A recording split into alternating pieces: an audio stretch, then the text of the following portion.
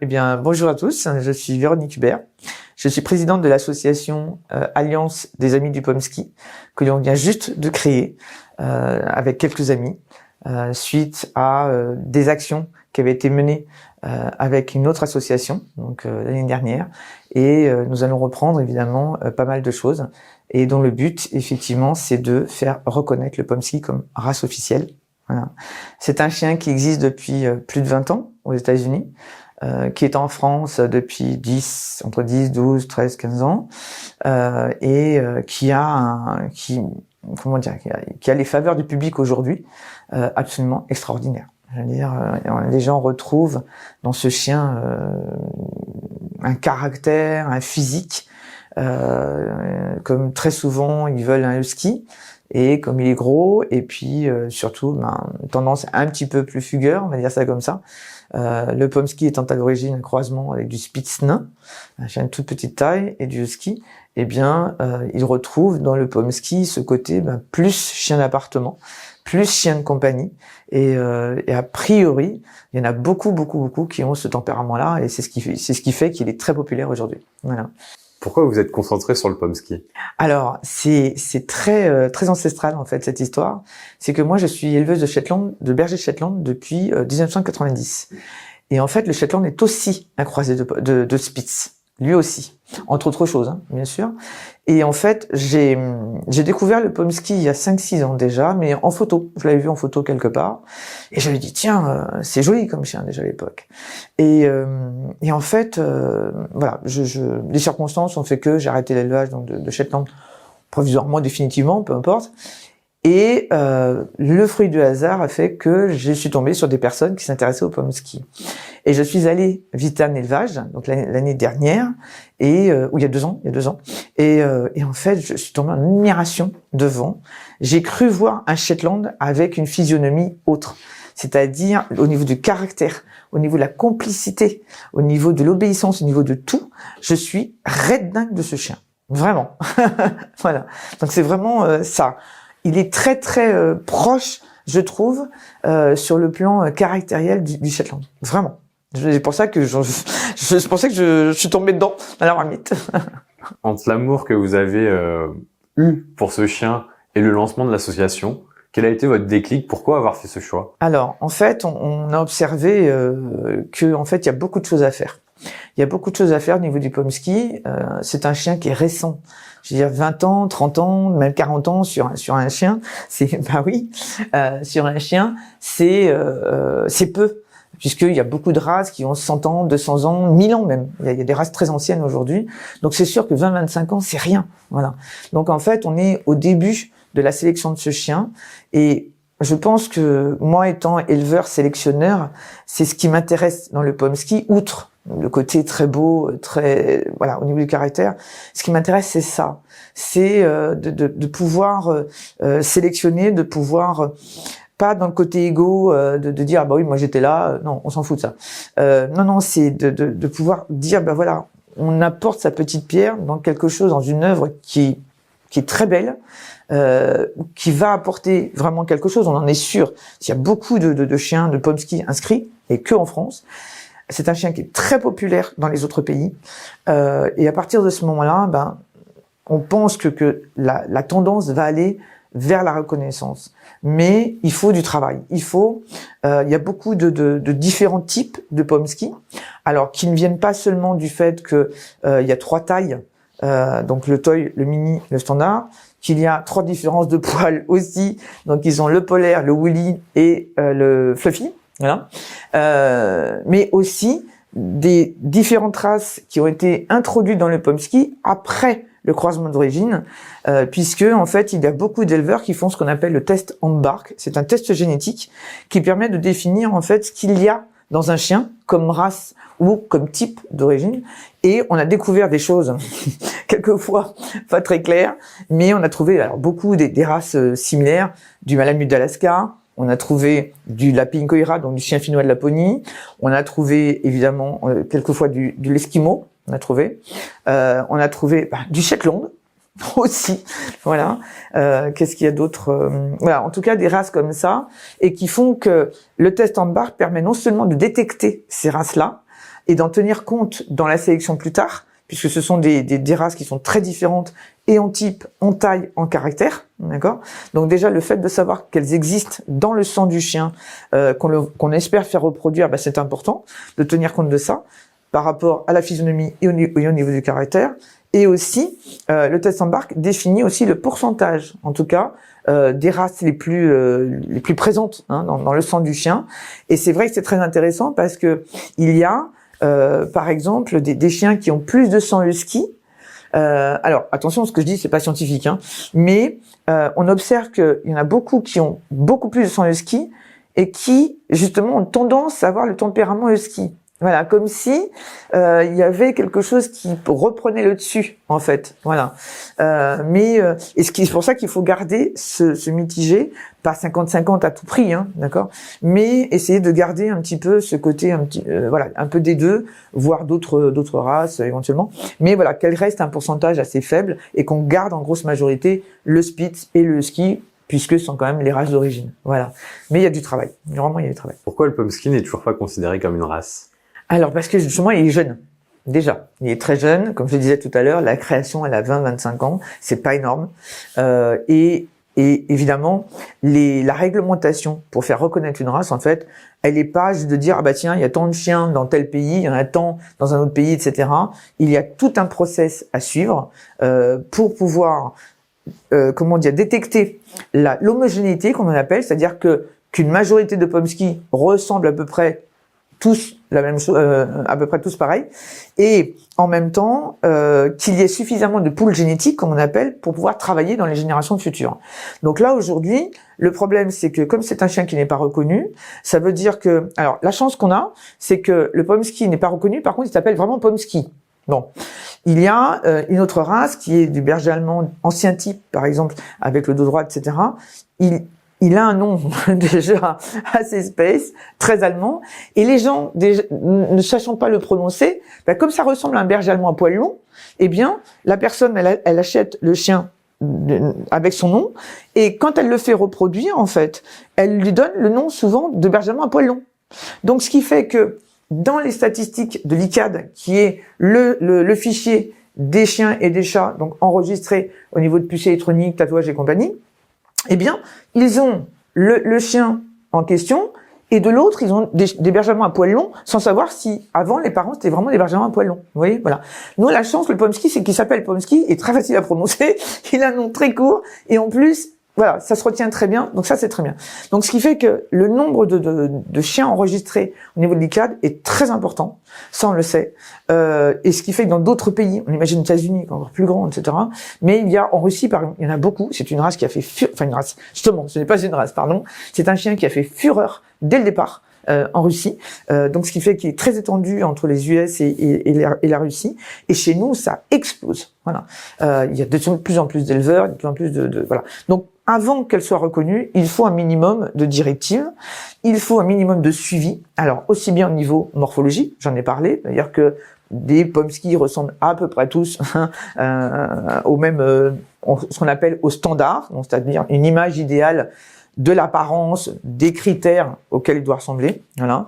Et à côté de ça, eh bien évidemment, faire le suivi du caractère, puisque on est quand même sur un croisé, en plus de races très différentes. Bon, et puis aussi et surtout, je dirais, au jour d'aujourd'hui, puisque c'est très important, c'est la santé. Il y a aujourd'hui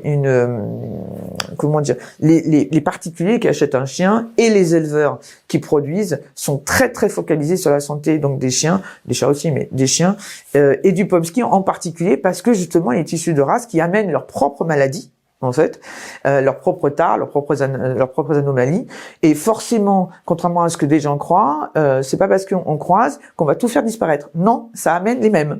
Donc en fait, voilà. Mais par contre, et ça c'est sympa, c'est que on est qu'au début, voilà, on est à 4, 5, 6 générations suivant les gens.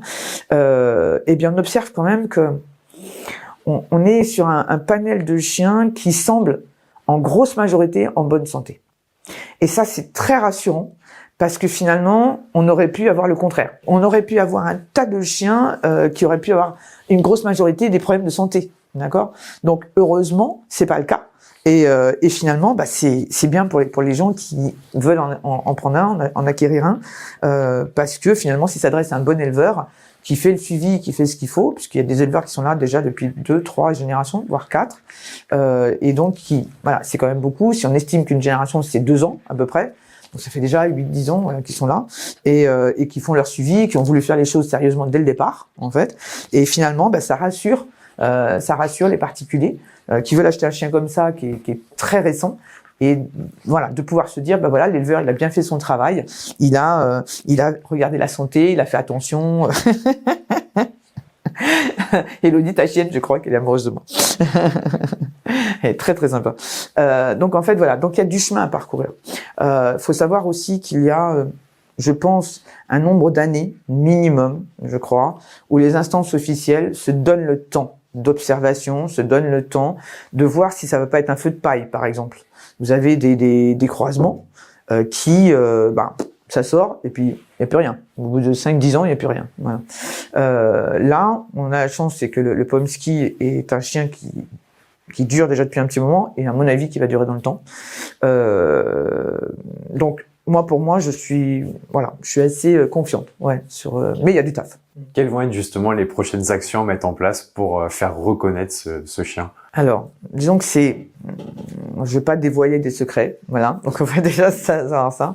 Mais en tout cas, il y a une étude de tout ce qui est généalogie.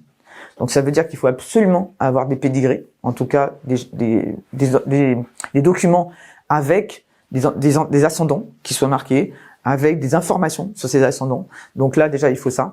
Ensuite il faut bien que un club il fasse des expositions pour essayer de faire en sorte que des gens viennent montrer ce qu'ils ont chez eux. Et c'est pour ça que pour nous en tant que club, les particuliers, donc ce sont ceux quand même qui achètent le plus les chiens. Pour nous, les particuliers sont extrêmement importants puisque un éleveur ne peut pas tout garder. Et je dirais même que et c'est vrai pour toutes les races, sur toute la production qu'il fait, il en garde qu'une partie infime. Tout le reste part chez les particuliers.